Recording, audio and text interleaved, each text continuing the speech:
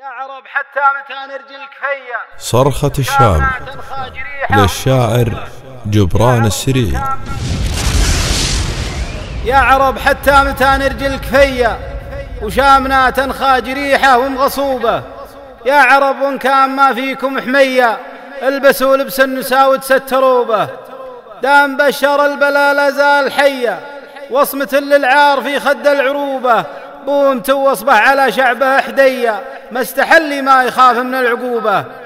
يسفك الدم ويزيد الغي غية ويتبجح ويتبرى من ذنوبه. وين رايات الجهاد وين هيا للبقاع اللي من الدم مخصوبة. نصرة للدين ما فيها ملية يلتحم شام العرب بقصى جنوبه. المنابر صوتها كبر وحيا والصلاة الجامعة أجر ومثوبة. نلجم اللي في قفل فرسي تفيا عن صير حي منهم عيدوبه. نلجم اللي في قفل فرسي تفيا عن صير حي منهم عيدوبه.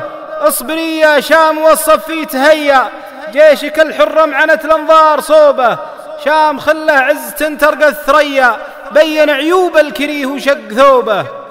الرجا بالله قبل هذا وذيا بامره حشود الطواغيت مغلوبه.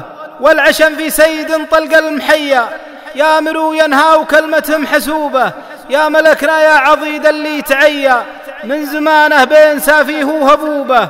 يا نصير الدين يا راس الحمية من سواك من العرب صقر العروبة. يا ظلال اللي من القيضي تكيا يا فرج من هو التضايق به دروبه. يا ملكنا يا عسى عمرك مديا شامنا روس الضلالة عزروبه.